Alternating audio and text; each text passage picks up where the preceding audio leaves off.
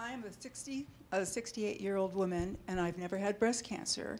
However, my OBGYN would really like me to not take my estradiol patch, which is a low volume of estrogen, but it seems to keep me in nouns and keep things rolling pretty well physically and sexually. And I hate the idea of having to give up any estrogen at all. What is your thought about that as a danger to breast cancer? Well, there's one perfect study that speaks to that question. There were two related studies done by the Women's Health Initiative. One for women who had their uterus in place, and those postmenopausal women were randomized to receive basically Prem-Pro, estrogen and a progestin, versus nothing. And they got the progestin because they didn't want the estrogen to stimulate their uterus and cause uterine cancer. That trial was, in many ways, catastrophic. 6 years of Prem-Pro doubled the incidence of breast cancer, did not prevent heart disease, and therefore, those drugs, the combination is very ill-advised for more than a couple of months for subjective symptoms. A second trial was done for women who'd had a hysterectomy and did not have a uterus, and therefore were not at risk of uterine cancer, and therefore didn't need a progestin. I didn't see that. Who therefore were randomized to receive Premarin alone versus nothing. And there is essentially no risk of breast cancer increase. In fact, it may be slightly reduced. Actually, Mark? Wait, just you can have at me in a minute. But in my view, taking the risk of endometrial cancer off the table, in general, estrogen is not something I would contraindicate in a woman who didn't have a specific risk factor for breast cancer. One caveat. That study was done with Premarin, an oral weak estrogen. Premarin standing for pregnant mare piss, okay? That's what it comes from. It's equine, it's female, it's estrogens from a horse. And it may well be that there were very few changes in breast cancer risk because the dose was so low to be effective, about a quarter of a normal replacement dose. Patches are different.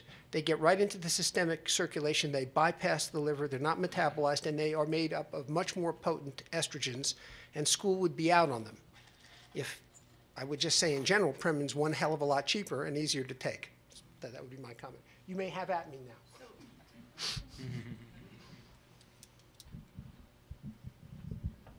Mark, I think I was going to agree with everything you said, only to update you that yesterday the long-term follow-up from that Women's Health Initiative estrogen-only study came out and not only has shown a statistical reduction in breast cancer incidence, but a statistical reduction in breast cancer deaths. So I don't know how to explain that, the one caveat being that there were two groups when they looked at all these different groups of women who might not be having that reduction in benefit, that it didn't seem to hold true to, and that was women who had a first-degree relative with breast cancer or women who had had a prior breast biopsy, whether it was for benign disease or not. So I agreed with everything you said. Cool. Here you go. All right.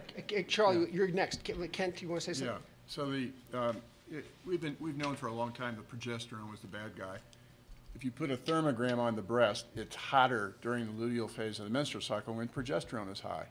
And there's a lot of other epidemiologic data that progesterone is the bad guy for the breast, although it's good for the uterus.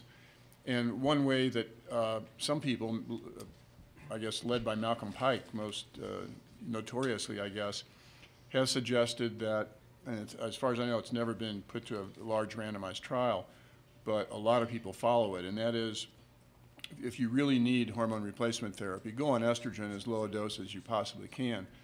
But even if you have a uterus, don't take progesterone daily. Take it maybe 3 times a year, 10 days, 3 times a year, to minimize the exposure of the breast to progesterone. And that, he thinks, might be safer. Of course, not every 75-year-old lady wants to have a period, but it does work. I just wanted to add that I've probably seen a dozen women this year who were instructed by their gynecologist to stop taking their estrogen, who then became incredibly depressed, anxious, miserable, and came to me, at which point I called their gynecologist, having consulted with my endocrinologist oncologist, and it's virtually an epidemic, and I think we haven't done a good job. The Women's Health Initiative study has been confusing to everybody. It's confusing to our patients, it's confusing to most practitioners, and I think we need to do a bit better job as a field in coming up with these recommendations. I do want to say that the one thing you should notice is that all of these comments are based on what people refer to as evidence-based medicine, large studies that courageous women participated in that have given us answers.